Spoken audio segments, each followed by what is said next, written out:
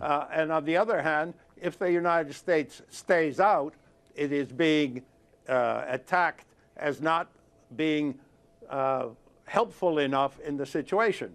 So from the American point of view, it's quite different, because Americans, the government and the people, want to help those who are in trouble, those who are dying. However, they can only go so far against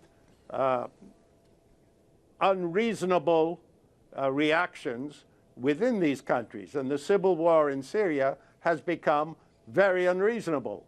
And in order to have these talks succeed, you have to have a degree of reason.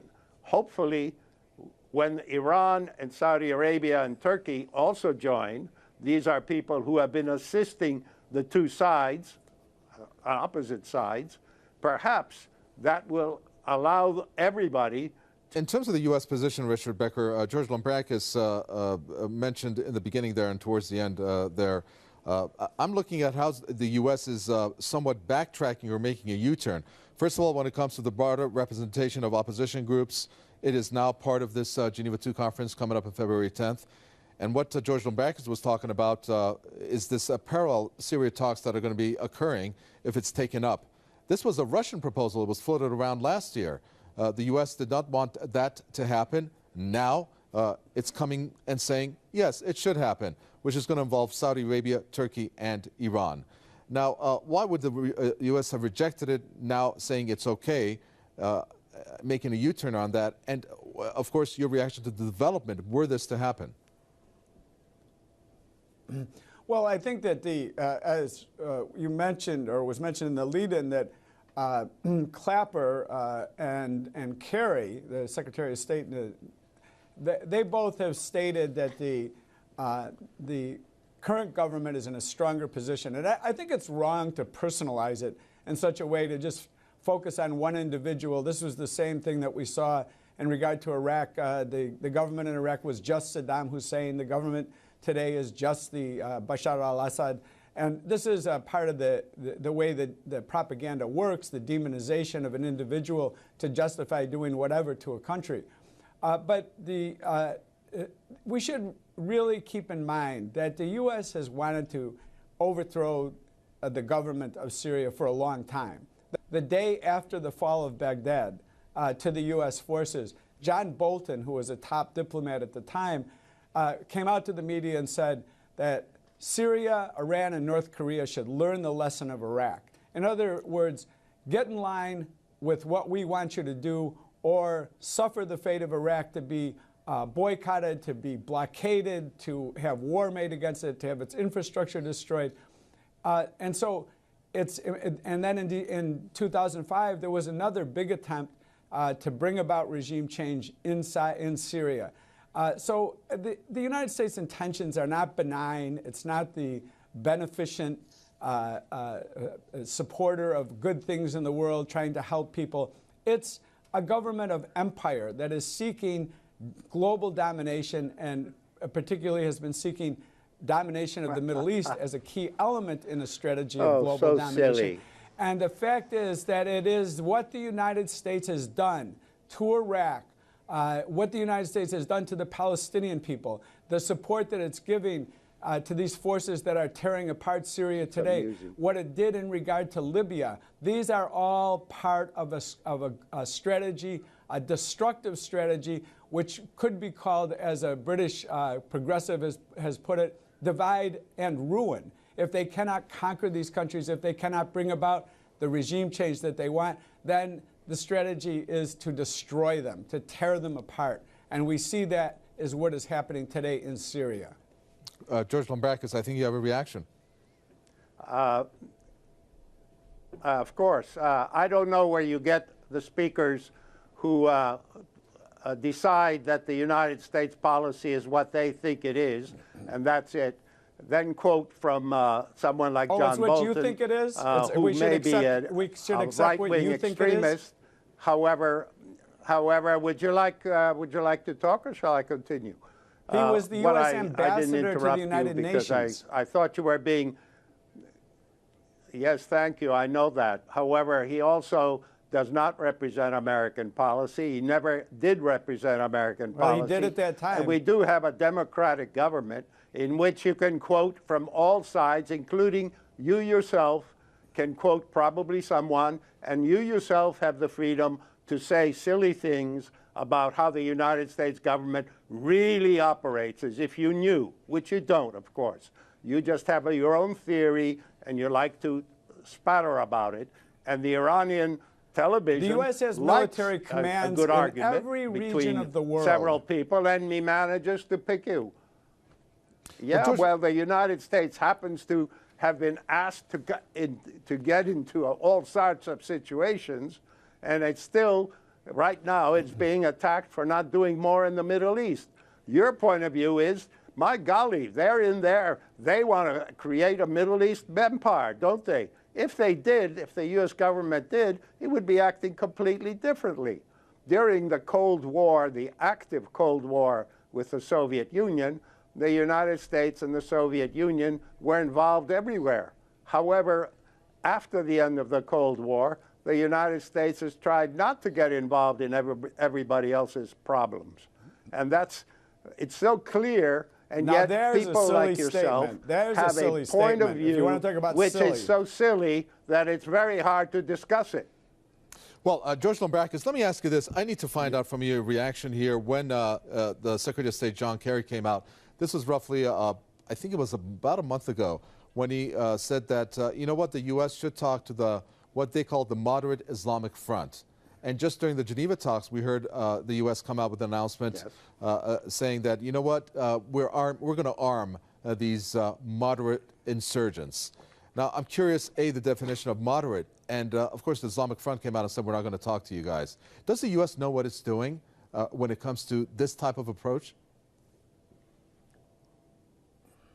Well, you touch on a very good point. The U.S. has had this real problem in Syria because the President, Obama, does not want another serious involvement in the Middle East if he can avoid it. And very simply, that, by the way, runs completely against the theory of building empire. But if he can avoid it, he stays. He's tried very hard to stay out. And I would argue perhaps stayed too long out, because by staying out and not supporting the people who originally peacefully and then not so peacefully objected to their governments doing what it was doing, the Bashar al-Assad government, which, by the way, just as Saddam Hussein is a complete dictatorship. However, in the case of Bashar al-Assad, he's not as strong as Saddam Hussein. People around him help him to become as difficult as he has become. He originally was not intending to be a president, and he's kind of been led into this rather nasty situation. And unfortunately, he's not strong enough to do anything against that kind of the people who worked with his father and who are quite prepared to brutalize others in Syria. Nevertheless, your question is important because the Americans would like to help this modest group, this moderate group, and it's modest in numbers, unfortunately, since the Salafists, the extremists, the al-Qaeda-leaning people have come in, and in many ways they've become very much more dangerous fighters, rabid fighters.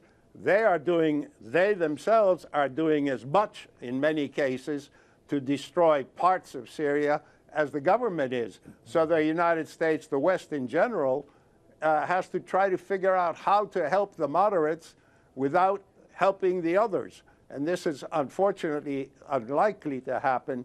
And I don't think the talk about arming him, well, yes, this is, I'm afraid, likely to be mainly talk so as to get the government to agree to serious talks and changing the regime to the extent of having some kind of a peaceful transition in Syria before Syria goes on to years and years of civil war, as has happened elsewhere, not just in the Middle East. Look at Spain over the 1930s. Let me jump in. I'm sorry, George Lambrakis. We just have about a minute and a half left. Richard Becker, I've got to ask you this. I got to ask you this in closing. Sure. The Director of National Intelligence, James Clapper, announcing 26,000 of these insurgents who have about 7,000 foreigners in them from some 50 countries, including Europe, with some Americans that have plans. This is the groups that are tied to the al-Nusra from plans to attack the United States. Do you think that they are now hinting by this announcement that maybe the Syrian government is right when it says terrorism should be the focus of these Geneva II talks, and therefore tackling terrorism is going to be something that is of utmost priority? In about a minute, if you can conclude here. Well, the United States policy, its imperialist policy, its policy of building empire around the world has been very aggressive and done great damage in many countries, including today in Syria. The United States doesn't attack governments because they're undemocratic. Look at Saudi Arabia and Bahrain, just neighbors of Syria. But in pursuit of this policy of empire, they have also had blowback. We saw what happened in Afghanistan. The United States intervened before the Soviet Union did in Afghanistan back in 1979, as National Security Advisor Zbigniew Brzezinski 20 years later would admit. And he said in 1998 in an interview admitting this, that, you know, what's the anger of some Muslims in the world compared to bringing down the Soviet Union? And he wouldn't have said that after September 11, 2001, but he said it at the time. The blowback is really a part of the unforeseen circumstances that arise out of this world policy. And the United States is a very powerful country, but it's not all powerful. And the consequences of what it's doing in tearing apart Iraq, tearing apart Afghanistan, tearing apart Libya, tearing apart Syria. I'm actually able to squeeze one more question. I'm sorry, Richard Becker, but I'm going to ask you this, George Lambrakis. Is this announcement by the National Intelligence official James Clapper an indication that the fight focus now is going to be rooting out these terrorists, these extremists, these insurgents? I think it's intended to get American policy to work much harder at getting the Bashar al-Assad regime to agree to some kind of a peaceful solution. I don't think Americans are going to go into Syria after this crowd. It's just too much of an involvement, at least not in any serious way. Okay. I think it's mainly a political position. Thank you very much. Former U.S. diplomat George Lambrakis talking there from London. We appreciate it. And from Answer Coalition, Richard Becker from San Francisco. This was another edition of The Debate. Any questions or comments, newsroom@presstv.ir is our email address. For me, and the entire team in the capital, Tehran, it's goodbye.